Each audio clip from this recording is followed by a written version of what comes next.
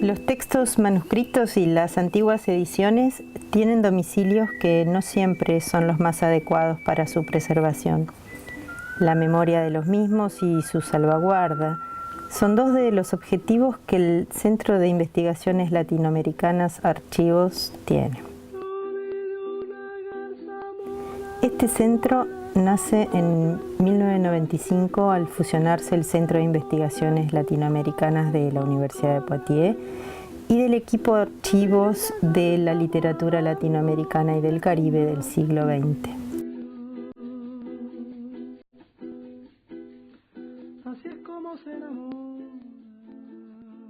En un momento conocí a Amos Segala, que era el director de la colección Archivos. Y él necesitaba en ese momento una persona que lo secundara, porque esa colección la estaba llevando adelante solo, con una secretaria que era italiana como él, y en realidad necesitaba un latinoamericano que lo secundara, que lo apoyara en esas tareas. Y yo en ese momento había decidido que me iba a dedicar a la enseñanza universitaria, estaba buscando un puesto en la universidad. Yo trabajaba en la colección de archivos con Amos Segala en la Universidad de Nanterre y con Fernando Colla, y por motivos administrativos, digamos, y el CNRS tenía, el Centro de Investigación, tenía la idea de juntar centros universitarios y centros de investigación. Y nosotros, como ya conocíamos la gente de Poitiers, Alain Sicard, que era el director del momento, se hizo el casamiento entre archivos y lo que era en la época el Centro Universitario del CRLA. También era una empresa un poco loca, Amos Segala. Teníamos este punto común con Amos, que era esto de ser un poco... Soñábamos mucho, ¿no? Y realizamos algunas cosas, pero fue una empresa un poco loca la suya. Pero magnifique collection, magnifique collection. Donc j'ai travaillé essentiellement au départ sur le fonds Raymond Cantel, qui est le fonds de littérature populaire brésilienne. J'ai été intégrée à un projet de sauvegarde de ce fonds.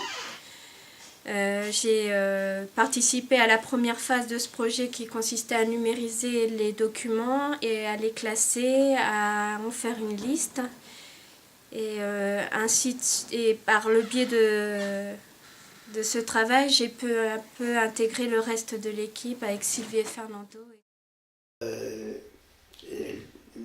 profesor Cantel, que era más bien especialista, que había reunido, y esto fue uno de las cosas muy importantes que hubo en el centro, reunió la colección de literatura de Cordel. Este centro fue fundado más o menos por allí, por el año 68, por un profesor de portugués, el profesor Cantel, que él descubrió la literatura, descubrió en el sentido de investigación, ¿no?, para el ámbito francés, la llamada literatura de Cordel brasileña. Posibilidad de abrir una suerte de seminario dedicado a Hispanoamérica, a la literatura y a los discursos culturales latinoamericanos, a partir de esa experiencia que él había tenido con la literatura de Cordel, de la cual él enseguida se convirtió en un gran especialista. Nos propusieron de unirnos con algún equipo de investigación del interior de Francia para crear un laboratorio. Y así fue como Poitiers era ya en la época el centro de estudios de literatura latinoamericana en Francia, el más conocido. Es decir, la colección Archivos era una asociación francesa que recibía fondos internacionales. Había 12 países que financiaban la colección Archivos y que daban un subsidio anual para que se llevara adelante el programa editorial. En un momento el Centro Nacional de Investigaciones propuso o abrió la posibilidad de que esa asociación se convirtiera en un laboratorio de investigaciones francés, Pero para ello, en ese momento, el Centro Nacional de Investigaciones promovía la creación de laboratorios en el interior del país para descentralizar un poco la investigación.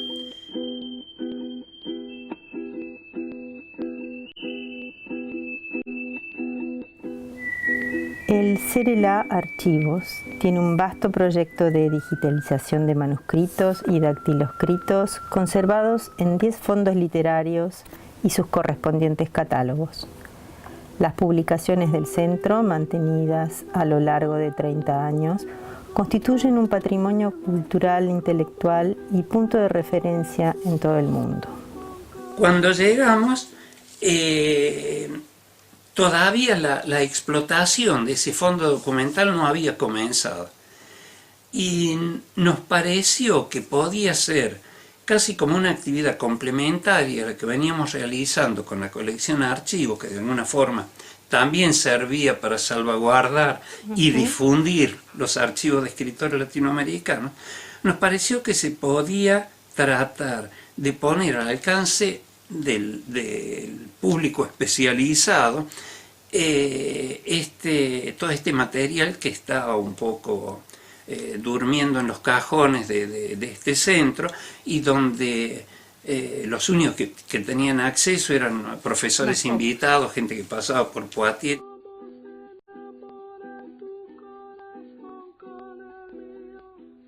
Je travaille donc essentiellement sur la version numérique de la revue Escritural, et j'ai également participé à la mise en page de documents pour une publication papier.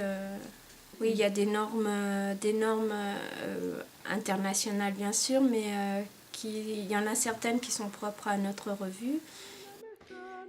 El sitio del CERELA está organizado en 4 bloques que son de alguna forma los 4 ejes que estructuran la actividad de este centro. El primero es el bloque institucional, no solo con informaciones, objetivos, ejes de investigación e identidad de los miembros, sino que hay también un catálogo del centro, una lista de coloquios y vínculos a las actas. El segundo bloque de la colección Archivos, su sitio oficial, donde hay un catálogo y la posibilidad de acceder a las introducciones e índices de cada volumen. El tercero es el de la revista Escritural, por el que se accede a todos los números. El cuarto es el bloque de los archivos virtuales. 5 archivos de autores digitalizados hasta ahora, con reproducciones de las actas agotadas, una colección de conferencias de investigadores invitados y un link hacia congresos y seminarios filmados.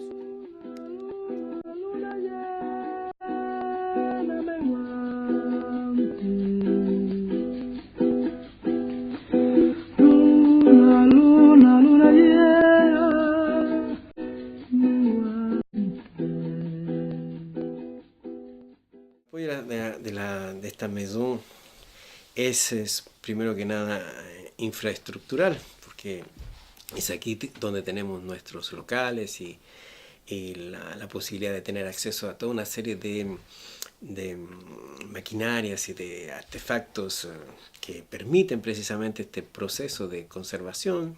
Alors je m'appelle Éric Planchon, donc ici en fait on est à la plateforme de ressources numériques de la Maison des sciences de l'homme et de la société. Alors on est en fait dans ce qu'on appelle une plateforme technologique. C'est un ensemble de services et de moyens qu'on met à disposition des chercheurs et des équipes de recherche du bâtiment, avec des personnels dédiés, donc moi ici et Sébastien, mon collègue. Ahora se ha formado realmente un equipo de especialistas de literatura y de informáticos. Ahora contamos con la ayuda del equipo de informática de la universidad, ¿no? Del Polo y Media, con quien estamos en ese momento realizando bases de datos y herramientas de búsqueda para realizar el proyecto Corpus Cordel Cantel, ¿no? Que es un programa de literatura que va a poner en línea la literatura popular brasilera. En eso sí, nosotros necesitamos trabajar con técnicos informáticos, con ingenieros informáticos, con programadores, gente que no tiene ninguna noción de literatura. C'est difficile de faire discuter un technicien et un littéraire sur des objectifs communs. Donc en fait, mais je pense que c'était la partie la plus enrichissante dans l'évolution de mon travail. Le rapport de travail avec les laboratoires en sciences humaines et en sciences sociales sont pas du tout conflictuels, au contraire, c'est très intéressant. Effectivement, ce qui est difficile entre nous et eux, c'est de trouver le juste milieu technique. On part de ce à quoi vous voulez aboutir sur un site internet, mettre les photos en ligne, pouvoir utiliser les photos pour travailler. Nous, ce qui nous intéresse, c'est comment on fait pour en arriver là. Donc effectivement, la difficulté, c'est de trouver toujours le petit rapport, le petit raccrochage technique avec toujours un recensement précis des documents à numériser, comment on les numérise, dans quel format, en noir et blanc, en couleur, faire un tableau de suivi pour avoir des numéros de photos qui se suivent, de manière à pouvoir les retrouver dans une base de données. La luna me está mirando, yo no sé lo que me ve. Yo tengo la ropa limpia. Yo tengo la ropa limpia, ayer tarde la lavé. Ayer tarde la lavé. Moi j'ai travaillé sur les contes populaires et c'est à partir de ce moment-là que je me suis rendu compte de l'importance de sauvegarder les documents aussi bien oraux qu'écrits. Parce que ayant travaillé bien sûr sur la tradition européenne où la tradition orale est en voie de disparition, on va dire, avec surtout les contes populaires, j'ai vu l'importance qu'il y avait à garder tout ce trésor. Et en fait, c'est ça, c'est mettre à disposition des gens qui sont intéressés tous ces documents oraux et écrits qui dorment dans des caves ou dans des coffres.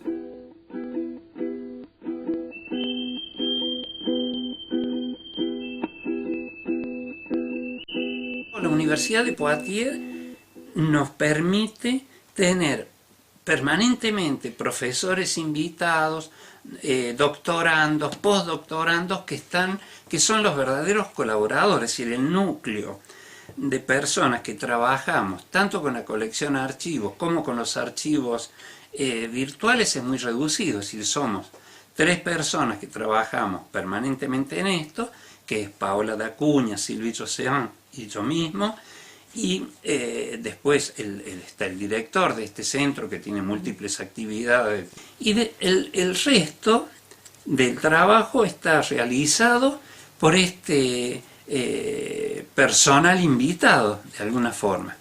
Y esto da buenos resultados, porque en general la gente que viene a Poitiers es gente que tiene un gran entusiasmo por el trabajo con los manuscritos. Ese es el caso de Maggie Blanco Fombona, que está trabajando sobre el archivo de su abuelo, Rufino Blanco Fombona, y que lo hace de una manera notable, no solamente porque es su abuelo, sino porque ella se ha especializado también en la obra de su abuelo, y nadie mejor que ella conoce todo el itinerario creativo de Rufino Blanco Fombona.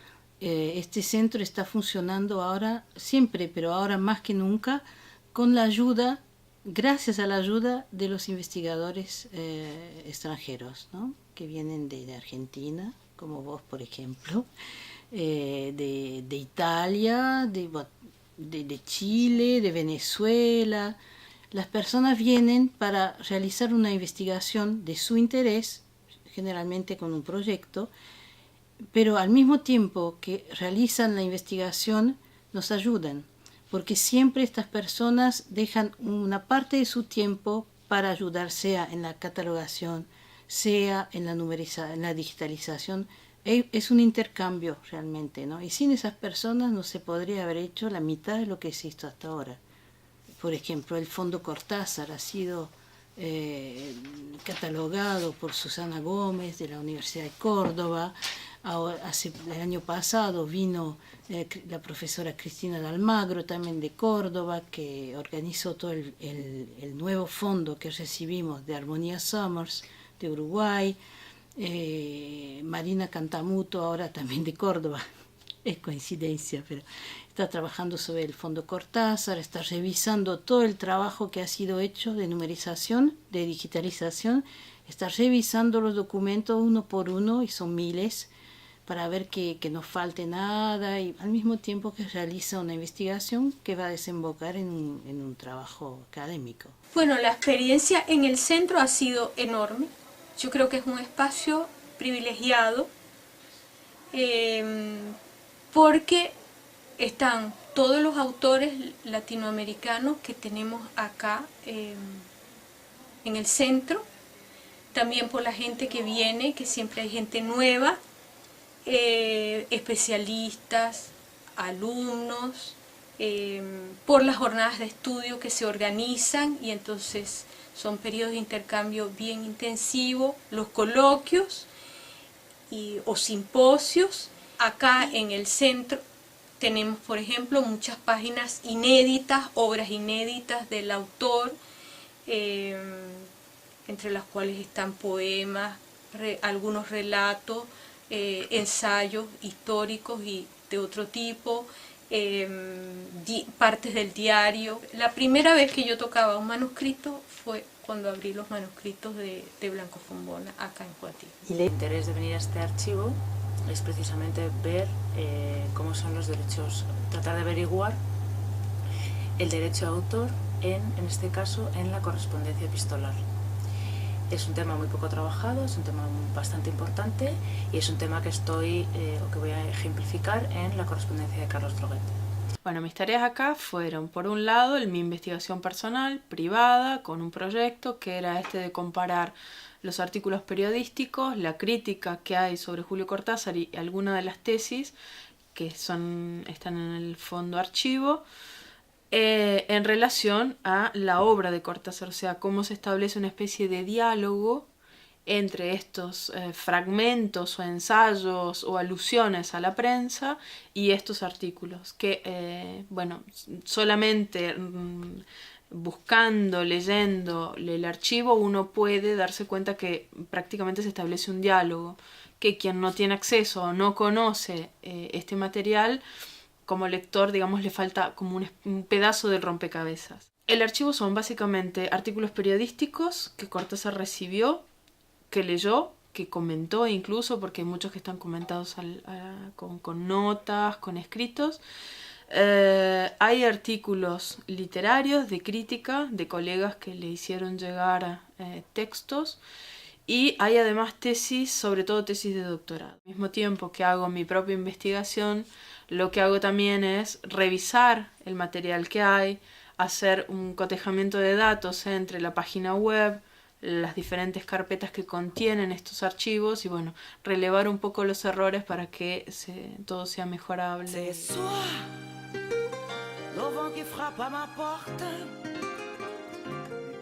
decir, hay un doble nivel en esto, considerar los textos como memoria latinoamericana, pero al mismo tiempo considerar la memoria de los textos.